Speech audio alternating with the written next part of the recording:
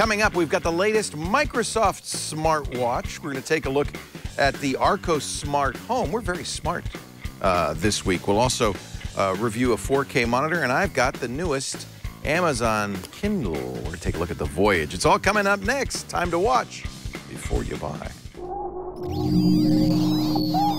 Netcasts you love. From people you trust.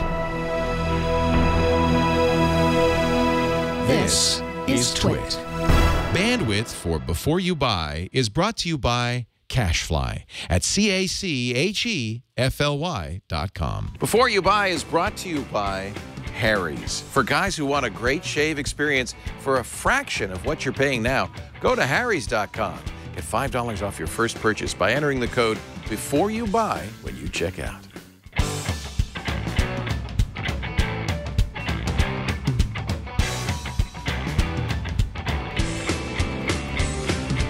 Hey, welcome to Before You Buy, the product review show on the Twit Network, where we get the latest, greatest stuff and then give it to our staff and find out what it's like to really, use it in the real world. We're actually going to kick things off with a friend of the network, my buddy Daniel Rubino, who is at the, now I got to get it right, Windows Central.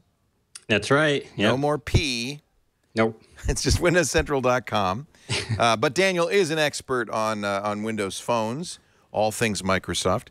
And he has the new Microsoft, I called it a watch. It does tell you the time, but it's really more of a sport band, right? The Microsoft band. Yeah. It crosses a lot of boundaries. So I got it right here, one of a few of them that are out there on the market.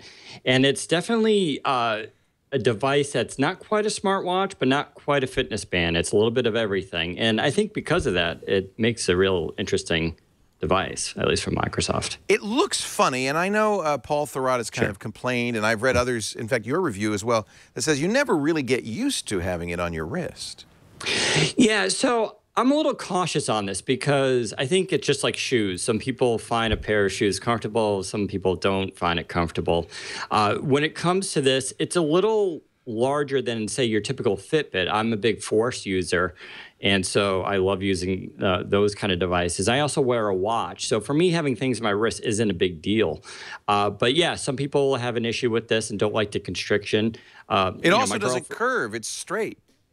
Yeah, and so I don't personally find it any different than any other wearable I've ever put on, and I have no problem sleeping with it. But some people do. So it's one of those things, if you have a Microsoft store, definitely go try it. Yeah. I hear through the holiday season, it'll be at Microsoft stores, but then it's going to go to retailers. So you should be able to go to a Best Buy, for instance, and pick this up too, and probably in a couple of weeks or a month or so.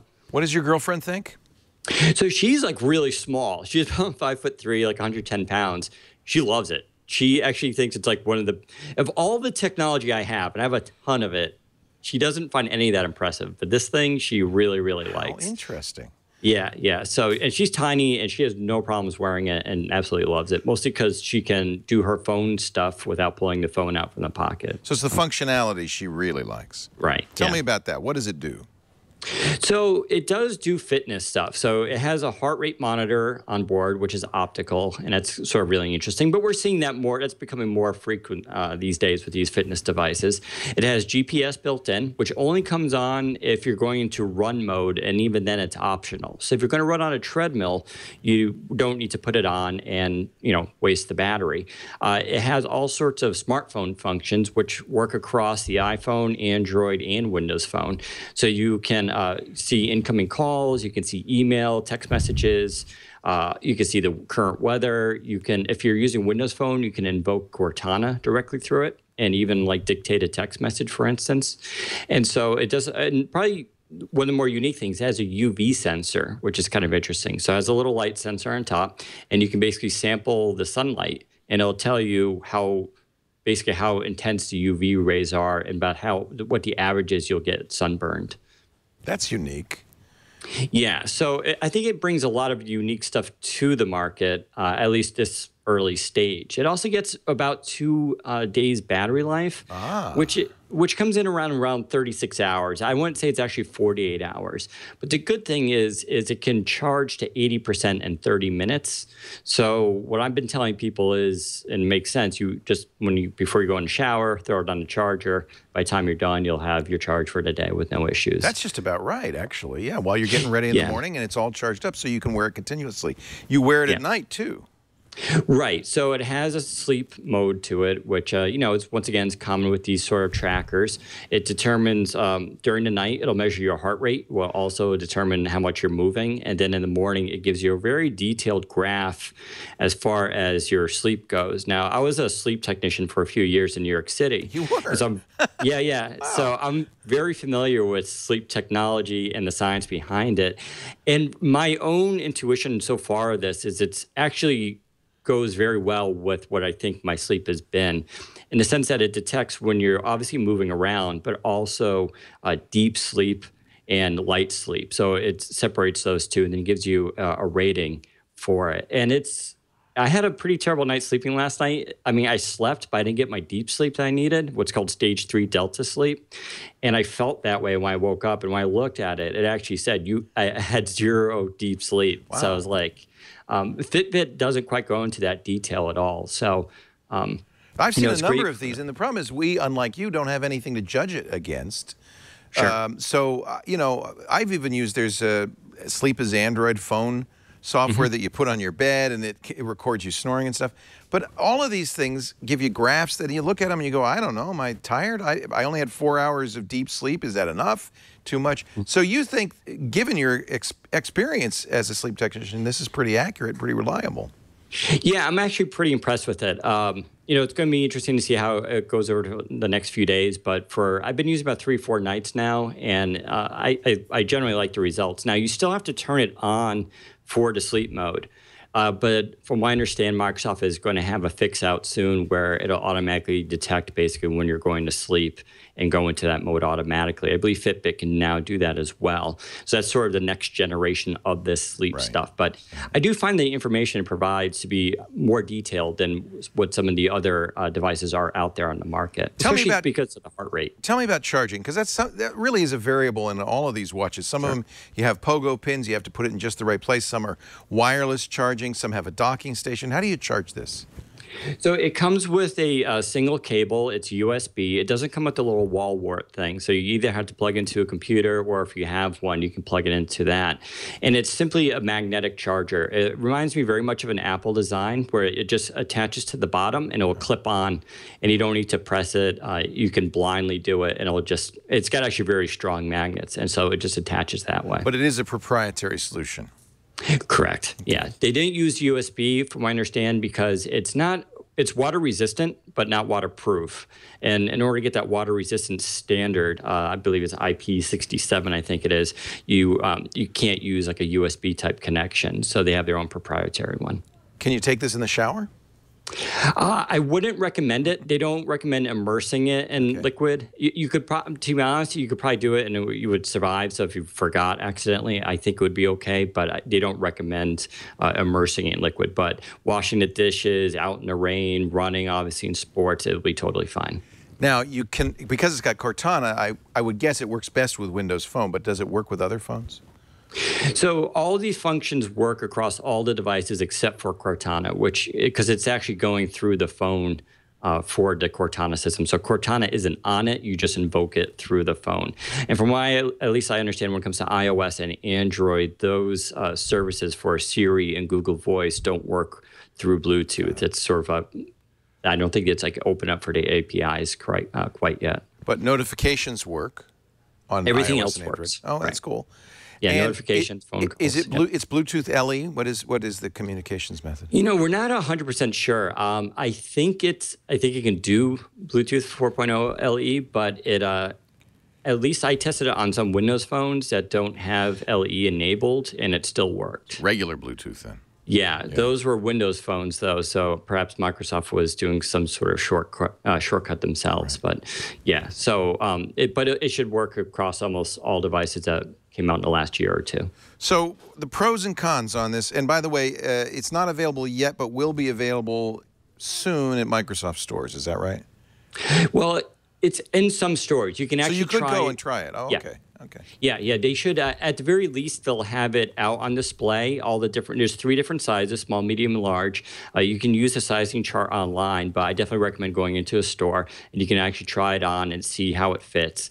And if you're lucky, they may actually have some in stock. I have heard that more stock is coming in the next 2 weeks or so, and you'll be able, and if you can go to your store, you can actually put yourself on a waiting list. You can also try online, although currently they're sold out. And, there's a sort of a tight supply right now for these, but I think that'll start ramping up in the next coming weeks. So the pros and cons in the Microsoft Band. Sure. So the pros, I think it's one of the most innovative devices out there. It's a perfect blend of the smart watch stuff along with the smart band stuff without being unrealistic. In other words, you get that 2 days battery life, and you can use the different features like GPS and the UV sensor. It's also cross-compatible. So if you ever switch smartphones, it's going to work across Android, iOS, and Windows Phone almost exactly the same. So that's the pros. The cons, $200. It's not the $99 Fitbit Flex, so it's a little bit more expensive. I still think it's a fair price, but it's, a little bit more on the high end. Battery life at 2 days is good, but it's not amazing, right? Fitbits can go 7 days sometimes, even more than that. And so you almost never have to charge it. If you use a Misfit Shine, you just put a battery watch in there and it goes about 6 months. So if you're not into charging stuff, I don't find it terrible, but it's not ideal. But I think Microsoft found a nice balance. Every time I tell someone 2 days, that seems to be that cutoff. It's just enough where people won't get mad at it, but it's not ideal either.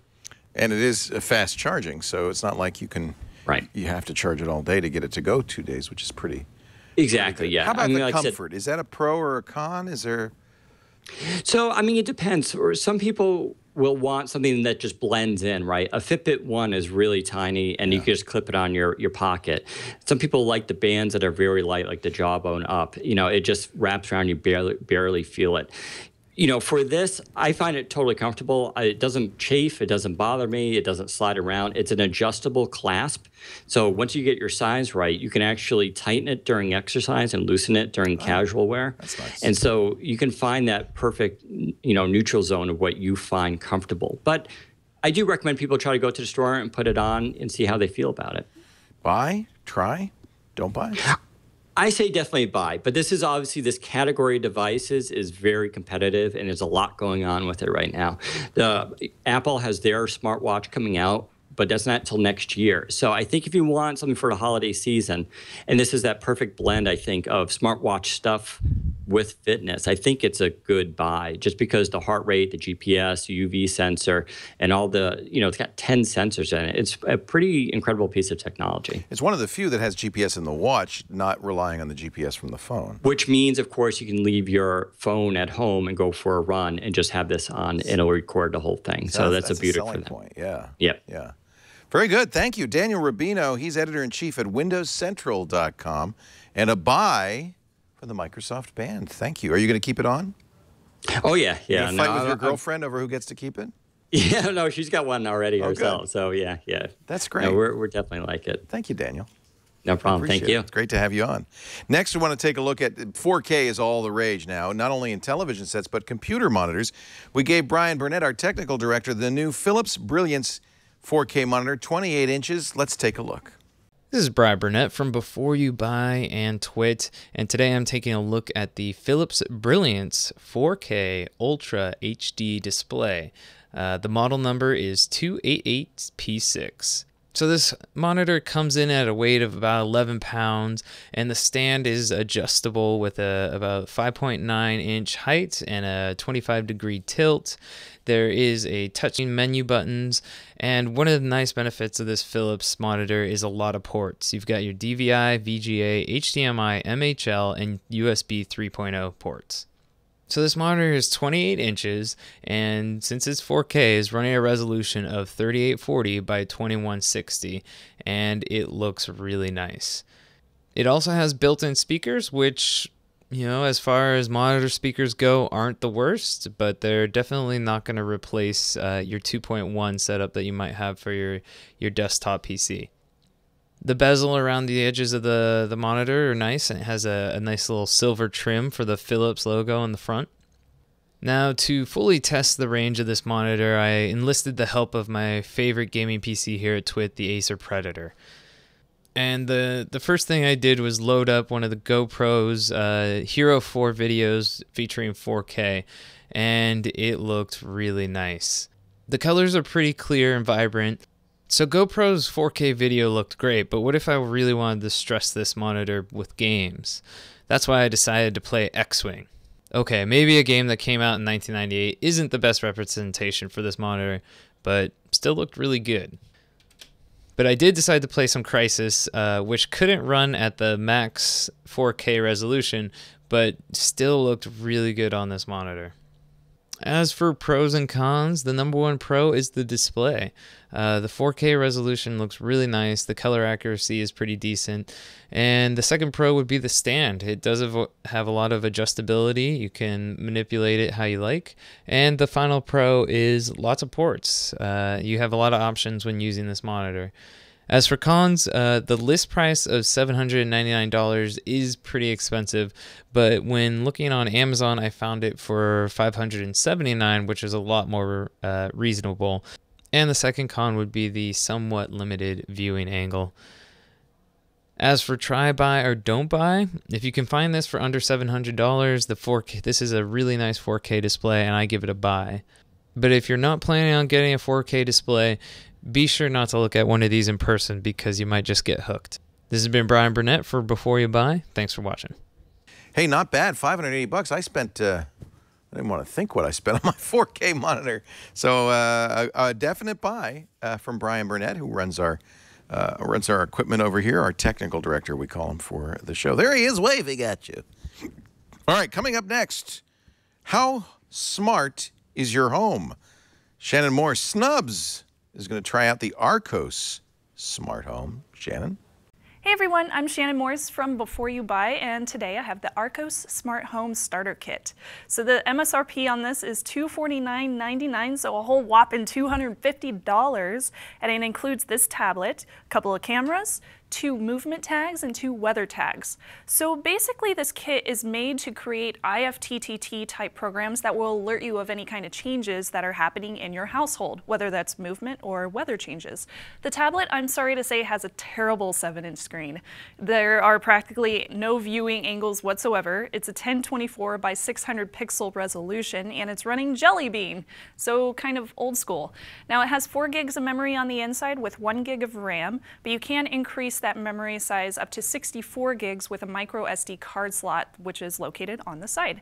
Now the camera is 5 megapixels, and it can read weather as well as just take pictures and video. You can connect to your Wi-Fi in your household, and then you connect via Bluetooth to all of these different devices. Next up, you have the cameras. Both of these are 640 by 480 resolution, so not very good quality there. Both of them take 3 CR2450 batteries, and they have a magnetic base so that they don't just roll away. Oh no. These can take photo as well as about 10 seconds worth of video at a time.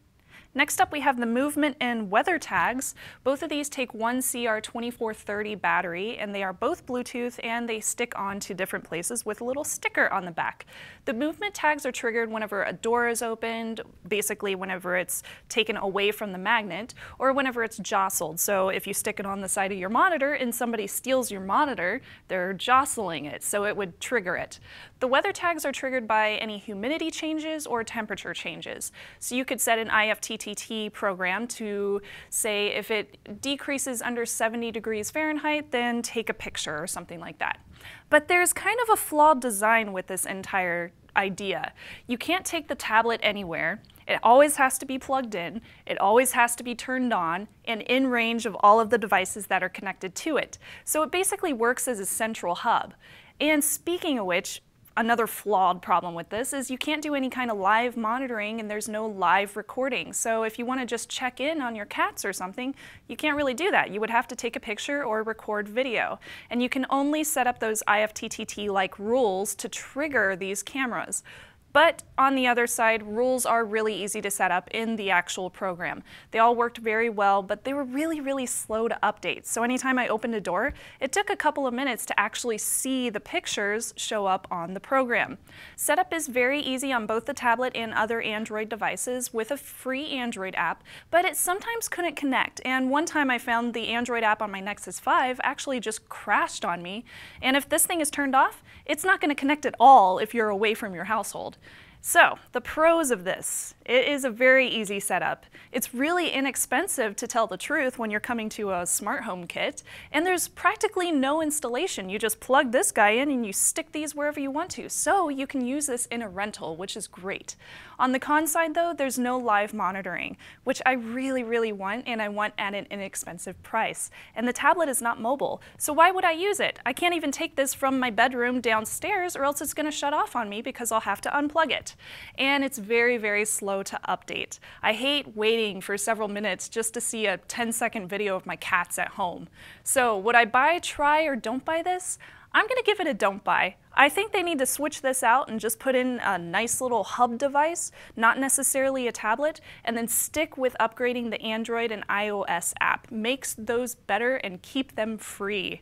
And again, this is the Archos Smart Home Starter Kit, and I'm Shannon Morse with Before You Buy. Ooh, Shannon did not like that Archos. Shannon Morse, host of Techzilla, and one of our favorite reviewers on Before You Buy. Thank you, Snubs.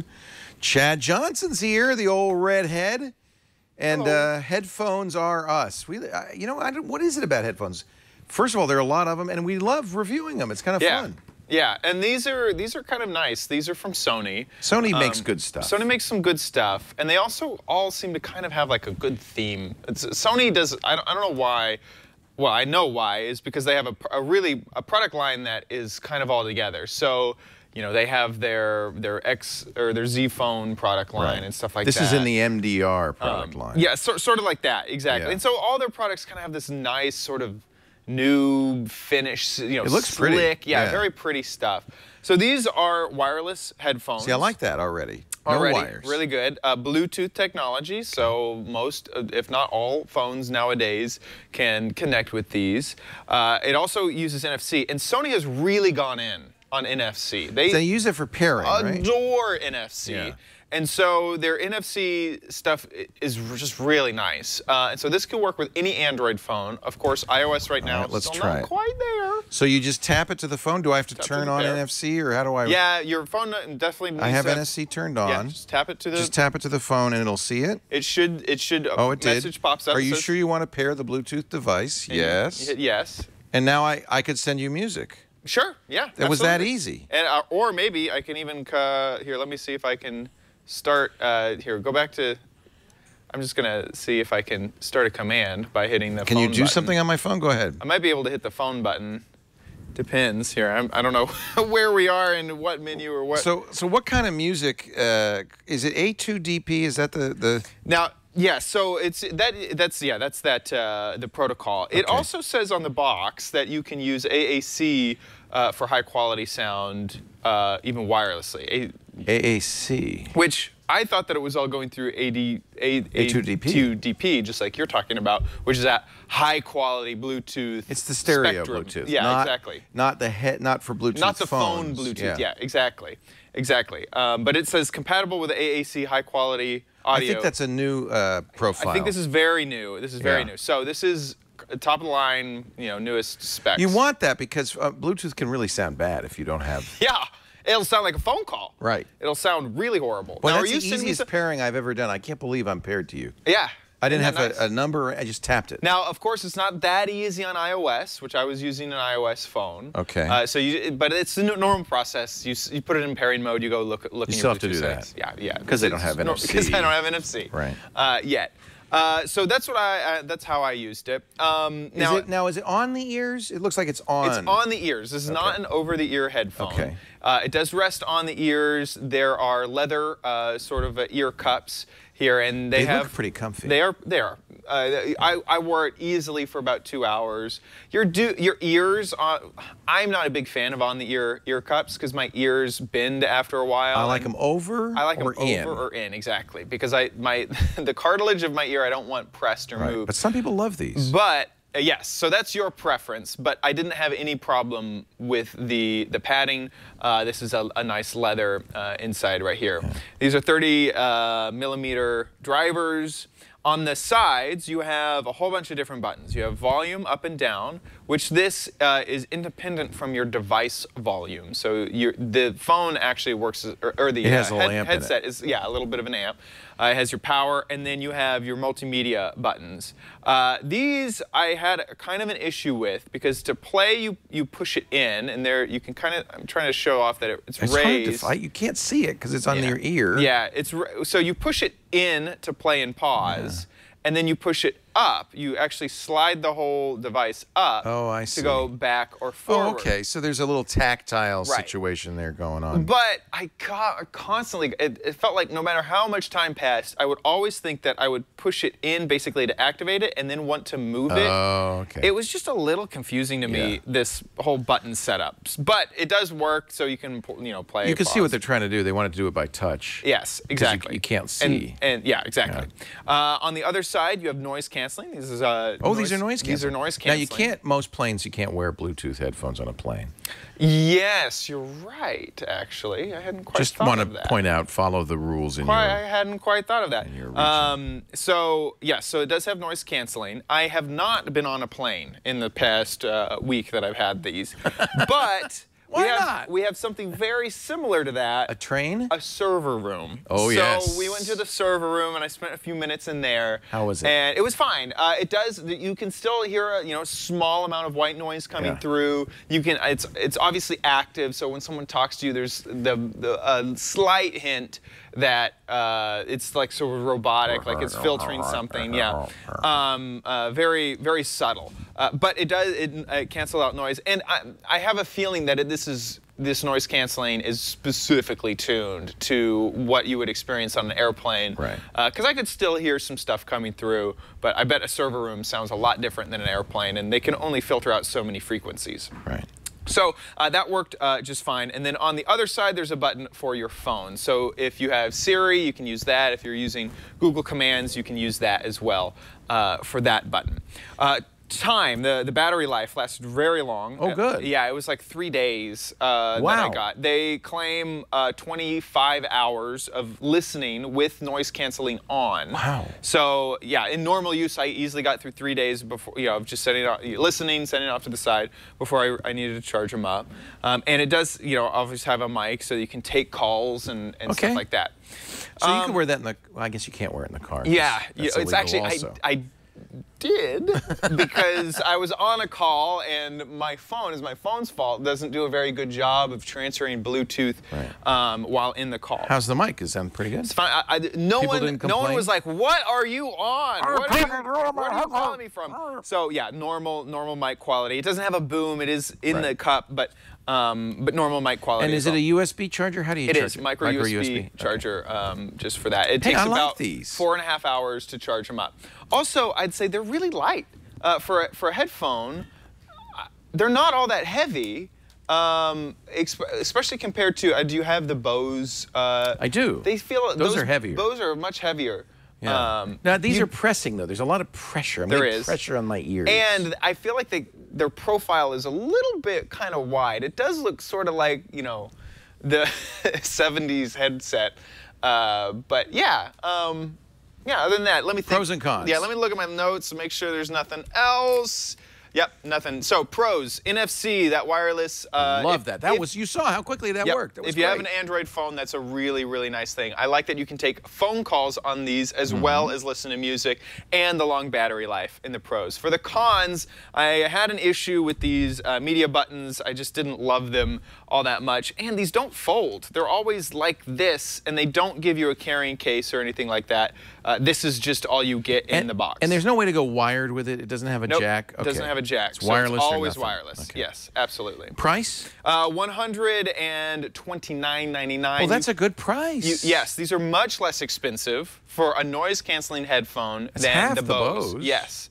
Now you can find the street price is like $1 cheaper. It's 128. So they're about that price. And you know what we didn't ask? Sound quality. It sounds great. It sounds really good. They do have a little bit of that sort of bass boost. It does feel like their bass. They're amplifying the bass a little bit. But I really enjoy listening to them. I've been on a Queen kick, so listening to all the classic digitally remasters. We are the champions, yes, my absolutely. friend. Yeah, the show must go on. Yeah, that's my favorite. You know, Freddie Mercury is a great headphone torture test, and I think that's a good idea. Really, really enjoy. So a buy, try. Buy. Yeah. I think for the price, this is good. For the features, like for the the noise wireless. canceling, the wireless that can take calls. The one that hold back might be that they're on ear instead of over the ear, but you're gonna know that getting into them. The Sony MDR ZX550BN. And there's no better way to search for that. You can search for wireless Sony noise canceling headsets. But yeah, that is definitely the best way to search for these, is the MDR ZX550BN. Headphones. It's easy to find Chad. Just search for OMG Chad. You Google OMG Chad, you're going to find youtube.com/OMG Chad. His great OMG Craft show is there, and there are episodes like all day, every day. New stuff all the time. Today I uploaded 3 episodes to OMG Chad, and then OMG Craft had its own episode, so that was the 4th episode that I put out today. That's awesome. If you want to support Chad, it's easy to do. He's on Patreon. That's patreon.com/OMG Chad. Yep.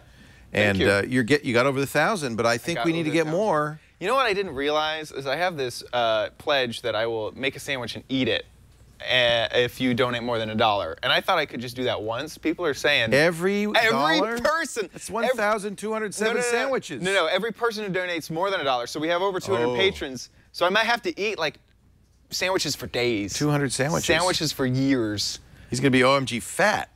I'm gonna be OMG carb by the end of this. I may have a lot of sandwiches I want to eat. to re-look into that. Those terms of service. I thought I could just do one. It's like, here's the video of me eating a sandwich. I will eat a sandwich and send one picture to each of you. Well, hey, I'm really thrilled it's going well. No problem. It's great to see you. We'll see you soon, I hope. And of course, every Thursday for the Giz Wiz, about 5 p.m. Pacific, 8 p.m. Eastern Time. Absolutely. Yeah, lots of fun. Always fun. Coming up, I'm going to review the newest Kindle. But first, this is National Men's Health Awareness Month. We call it Movember. Movember? It can't actually start in Australia. You know, they grow the mustache for Mustache November.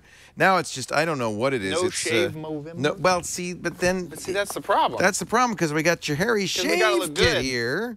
Harry's is fixing a problem a lot of us have.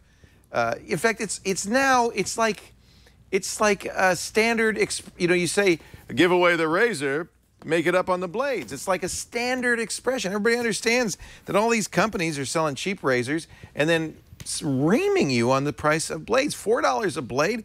Harry says, stop the insanity. This is the Truman, get it, Harry Truman? This is the Truman kit. It is very affordable, $15, and you get a beautiful razor. Whoops, I took the... by the way, save this when you get your kit. This is great for travel. It has a little ventilation slot here, and that way you don't cut yourself on your razor blade as you're traveling around, the little plastic holder. But these are the best blades ever. When they started Harry's, the founders said, we got to find great blades. We're going to sell them for affordable cost, but they can't just be, stamped tin. We have to have great stainless steel blades. So they went out and they bought the factory. There are 2 factories in Germany that make these. They own their own factory in Germany, engineered for sharpness, for high performance. Frankly, when you're using those disposable razors, it's like shaving with the edge of a tin can. Get good blades. And then Harry ships them for free to your front door. And because they make their own blades, they ship their own blades, you get factory direct pricing. It's very affordable. Let me just show you the Truman kit. $15. You get the razor. You get the blades. How many blades do you get in the two blades plus the one on the razor? You get the foaming shave gel. Oh, it smells good. That really smooths the shave, and of course, Harry's guarantees your satisfaction. $15 for the starter kit. It is the month of Movember, and we know there are a lot of guys not shaving to support research for men's health issues. So get the Truman, and Harry's will make a donation to the Movember Fund to show their support. And you know what? I got to tell you, even if you're growing a beard, you still need to shave. You don't want a neck beard, guys. Manscaping is a thing, and it's needed. Thank you. Thank you, Chad. Do not just grow it. You're not Zach Galifianakis, okay? A little trimming. So you still need a great razor blade. In fact, it's even more important. Whether you're growing your beard or you want an amazing shave, Harry's is a company you can feel good about. Go to Harry's. Get $5 off your first purchase with the code BEFOREYOUBUY and support Movember. $5 off your first purchase only. Harry's, HARRYS.com. Use the offer code BEFOREYOUBUY to save $5 off your first purchase at checkout. Happy Movember. You gonna grow a mustache? Oh gosh, I would look like Shaggy. I do it Scooby-Doo. I did it this year. November 1st, November 2nd, shave. I cannot. It's not that I can't. I can. I don't want to. It's itchy. No one wants to see me with a fake with like 3 hair beard. Yeah. No one wants to see that. You're very nicely groomed. You look good. Thank you. I want to show you, and I got it very excited. Now, do you read books? I mostly listen. Yeah, me too. Me too. But I say mostly because sometimes I like to listen and read. And of course, with Amazon's Whisper Sync, I can do that. But you have to have a reading device. Now, you could, the Kindle's app. I got to say, this is an interesting product because the Kindle app's available on every platform. So you can always use your phone or your iPad to read. But there's just nothing like a Kindle. 7 years old this month. The first Kindle was $400. And every year Amazon has got them smaller, lighter, better functionality, and lower price. I think now the starter Kindle is less than $80. So you might ask, well, what if they said cost was no object? What would be the best Kindle you could design? And that's this. This is, and I should take the case off because I have the Amazon origami case on here. I don't know if I can get it off easily. Yeah. This is the Kindle Voyage. And this is basically the no compromise ebook reader from Amazon. So a couple of things have changed even since the Paperwhite. It is like the Paperwhite. In fact, let me show you up close. It is like the Paperwhite. It glows from within, which means not only the Kindle's always been great on the beach in direct sunlight because its e-ink page is really designed to be a reflective surface, just like an actual book. But what's different about the Paperwhite and this Kindle is, yeah, I made the text big so you could see it. It glows from within. In fact, what's really cool about the Voyage is it has an ambient light sensor, and it will adjust the glow. So if you are reading in the dark, as I often do, it will dim it so it doesn't hurt your eyes. It doesn't do it right away. It slowly dims it over time so that you can read quite comfortably in darkness. But of course, it's great on the beach. But the key to this is a new e-ink technology that gives you 300 dots per inch. 300 dots per inch. Now, we live in a retina era. We're all used to very high resolution displays. 300 dots per inch is essentially what the laser writer, the first laser printer was. You don't see any dots at this size, and that's why I blew the text up. Of course, one of the things we love about the Kindle, my mom loves, is that you can make a book any text size you want. So if you are having a hard time reading, you can make the text big and easy to read. Actually, I usually keep it around here, which is actually fairly big, but I just like that size. It's easy to read. They've got new kinds of controls. You notice it's a touch screen, so I can touch the screen and go to the settings. Many of the cool Amazon features, the X-ray feature, which will give you more information about the thing you're looking at or the thing you've selected. It's got the ability to see other people's selections. I love that because you can see what people think is important. It has a dictionary and you know, all of the features, if you're an Amazon user, you're probably used to. The touch also extends to page turns. By the way, notice the new page turn. It's the fastest Kindle ever, and one of the problems with e-ink in the past has been the page turn has been quite visible because the way a Kindle works is not like a regular screen. It's more like an Etch-a-Sketch. The text, the darkness, is little electronically charged balls that adhere to the screen, and so a page turn is the process of kind of demagnetizing the screen, letting the balls fall off. It's like shaking an Etch-a-Sketch and then remagnetizing it where the text needs to be. That's always been kind of a disruptive experience on the Kindle. and I'm just going to show you more of these. It's so fast now that it really is, it is a very nice page turn experience. So you can tap the screen. I don't like to because I don't want any fingerprints on the screen. It also has a new control feature. We've got switches on the left and right hand side. That's great. I'm a lefty. Very important to me that it is agnostic about which hand you're using. Squeeze the line. You can kind of see that line here to go to the next page, and it gives you a little haptic response so you can feel it. Squeeze the dot to go back. So you can go back and forth with one hand on either side of the screen. That to me is huge and a real selling point. You've never seen better looking text. They've also, remember, we always hoped when the Amazon Kindle first came out that it would be black text on a crisp white screen, just like a real page. And it was always a little disappointing that the e-ink technology didn't allow for a completely white screen. It was always a little bit blue-gray. Well, this is the highest contrast screen they've done. It is all, we're getting so close to a true black text on white paper screen. I just love this. Of course, there's many things that the Kindle does that a book can't do. Not only can you change the font size, you can change the font itself. This is the default Kindle font, Cecilia, but it has a sans serif font if you prefer that, Futura. It also has Helvetica if you want to be classic. That's actually quite legible. You can also change line spacing and margins. One thing you can't do, I don't understand why not, you can't turn off right justification. Amazon really seems to like that a lot.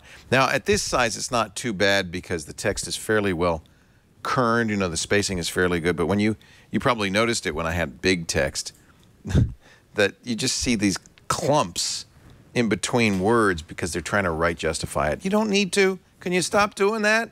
Turn off the justification. Amazon does offer this in a variety of flavors.